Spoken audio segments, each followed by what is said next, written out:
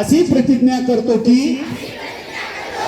मुलगी असेल तर 18 वर्षाच्या आत व मुलगा असेल तर 21 वर्षाच्या आत आम्ही बालविवाह करणार नाही. बालविवाहाच्या कोणत्याही कार्यात सहभागी होणार नाही.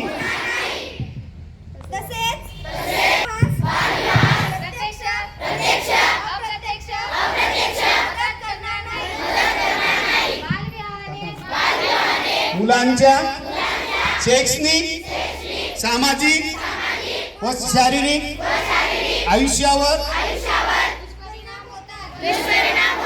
याची आम्हाला